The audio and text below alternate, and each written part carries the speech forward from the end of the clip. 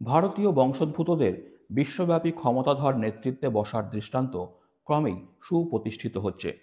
তুলসী Gabbard এবং কাশ্যপ প্যাটেলের সাম্প্রতিক নিয়োগ সেই ধারায় নতুন মাত্রা যোগ করেছে। একজন ন্যাশনাল ইন্টেলিজেন্সের প্রধান এবং অন্যজন এফবিআই ডিরেক্টর হিসাবে যুক্তরাষ্ট্রের শীর্ষ প্রশাসনিক কাঠামোয় তাদের অন্তর্ভুক্তি শুধু গুরুত্বপূর্ণ নয়, বরং তা গোয়েন্দা এবং তদন্ত ব্যবস্থায় নতুন দিশা আনতে সক্ষম হবে বলে মনে করা হচ্ছে। তুলসী গ্যাবার্ড, যিনি এর আগে হাওয়াই থেকে কংগ্রেসে প্রতিনিধিত্ব করেছেন, যুক্তরাষ্ট্রের ন্যাশনাল ইন্টেলিজেন্সের প্রধান হিসাবে নিয়োগ পেয়েছেন। তার দায়িত্ব হবে যুক্তরাষ্ট্রের গোয়েন্দা তথ্য সংরক্ষণ, বিশ্লেষণ এবং সরকারের নীতি নির্ধারণে সহযোগিতা করা। এই সংস্থা গোটা পৃথিবী জুড়ে তথ্য সংগ্রহ করে এবং 18টি সংস্থার কার্যক্রম সমন্বয় করে। এটি কেবল জাতীয় নিরাপত্তা নয়, আন্তর্জাতিক সম্পর্কেও বড় ভূমিকা পালন করে। উল্লেখ্য, তুলসী তার দায়িত্ব বুঝে নেবেন আগামী জানুয়ারি মাসে।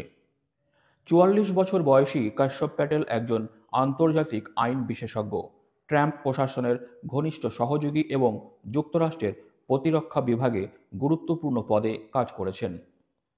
এফবিআই এর মতো সংস্থার প্রধান হিসাবে তার নিয়োগ আভ্যন্তরীণ নিরাপত্তা এবং দুর্নীতি দমনে বড় ভূমিকা রাখবে বলে আশা করা হচ্ছে। কাশ্যপকে নতুন দায়িত্ব দেওয়ার কথা ঘোষণা করে ট্রাম্প বলেছেন, এফবিআই ডিরেক্টর পদে কাশ্যপের নাম ঘোষণা করছি। তাকে এই পদে বসাতে পেরে আমি সত্যি গর্বিত।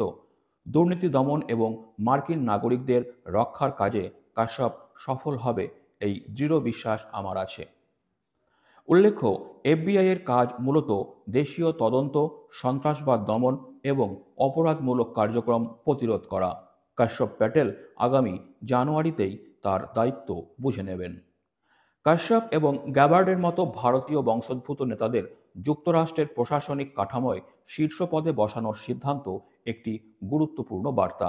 এটি শুধুমাত্র তাদের ব্যক্তিগত সাফল্যের প্রতীক নয়, বরং প্রবাসী ভারতীয় সম্প্রদায়ের জন্য একটি গর্বের বিষয়। তাদের নেতৃত্ব গোয়েন্দা সংস্থা এবং তদন্ত ব্যবস্থায় পেশাদারিত্ব, দক্ষতা এবং নতুন কৌশল আনতে সক্ষম হবে। এই নিয়োগগুলি আন্তর্জাতিক মঞ্চে ভারতীয় বংশোদ্ভূতদের অবদানকে আরও সুদৃঢ় করে তুলেছে।